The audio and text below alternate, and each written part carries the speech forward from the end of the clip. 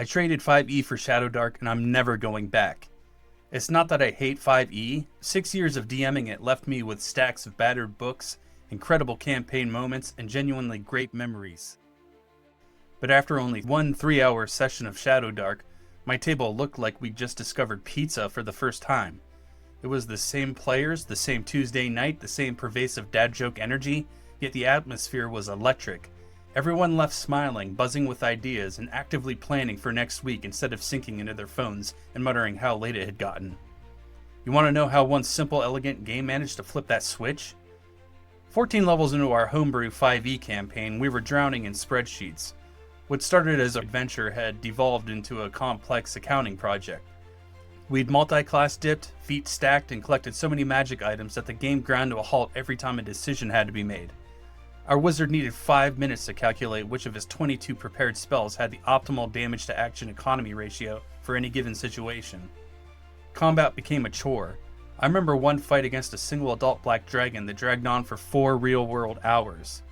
Most of that time wasn't spent on epic descriptions or heroic actions, but on rule checking and arguing whether the paladin's aura of protection stacked with the bard's inspiration die on top of the cleric's bless spell.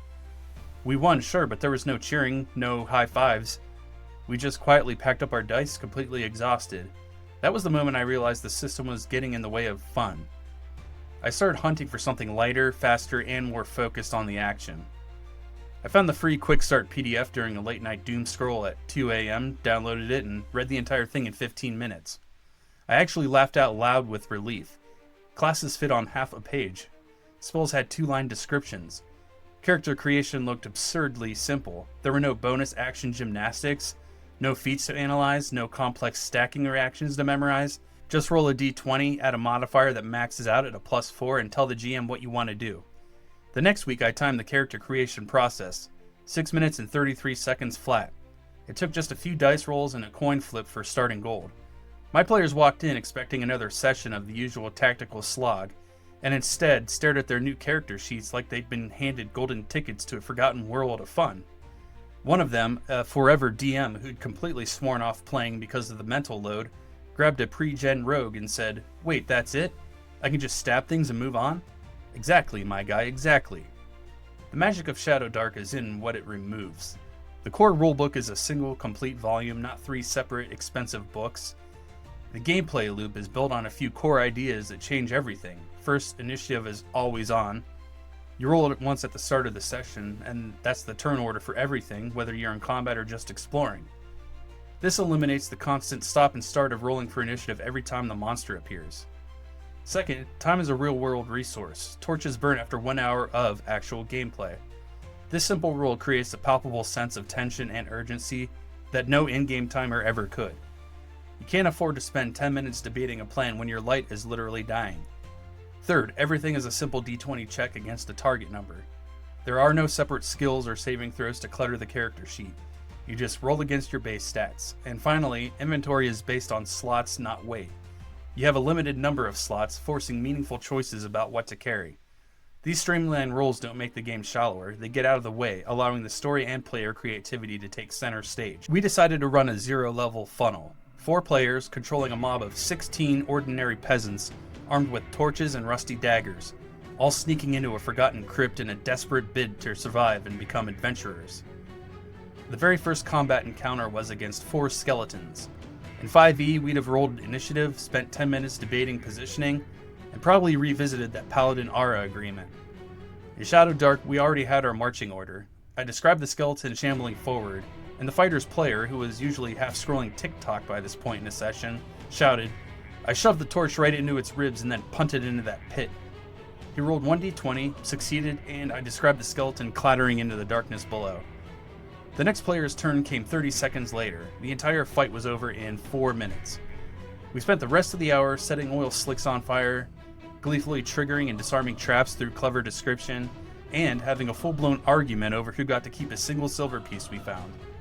By the end of the night, we'd lost 8 peasants, but every single death was memorable and hilarious.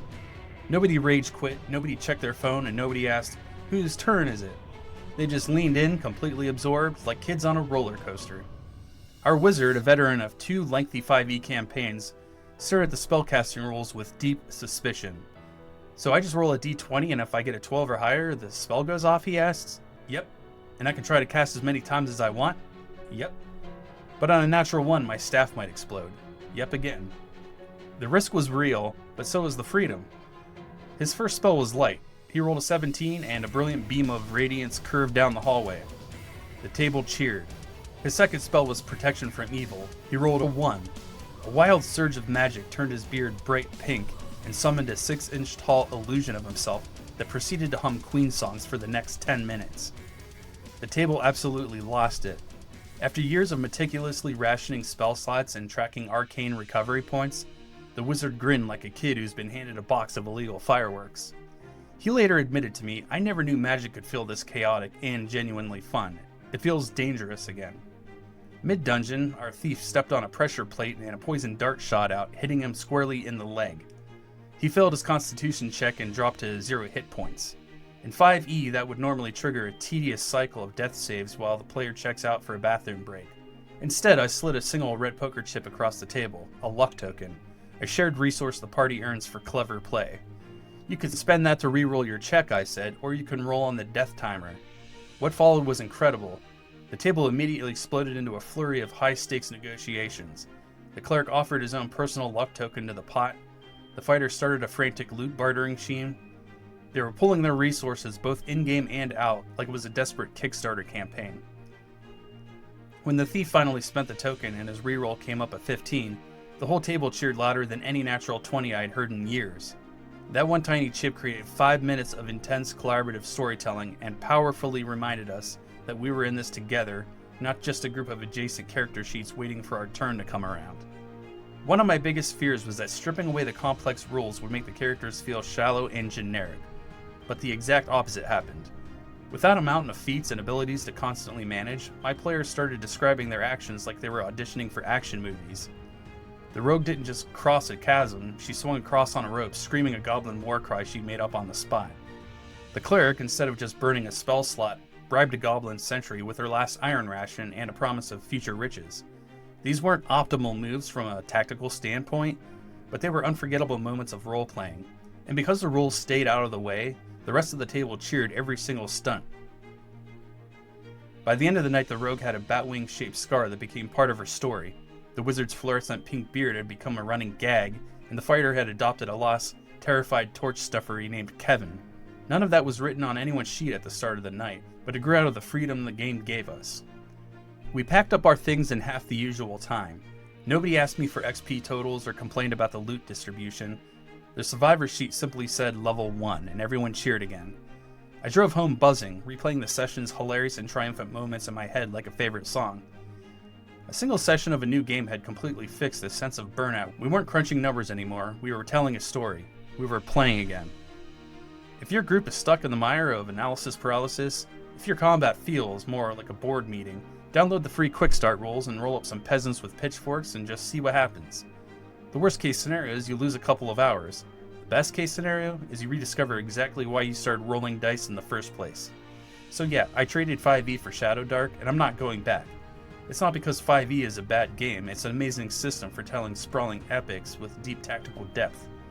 But Shadowdark gave us precisely what we needed, right when we needed it. Fast, wild, collaborative fun without the homework. If that sounds like the itch you need scratched, grab the quick start and go torch some skeletons. Your table might end up looking just like mine did. Dice scattered, snacks devoured, and everyone talking over each other with excitement over next week because for the first time in ages, they genuinely cannot wait to play.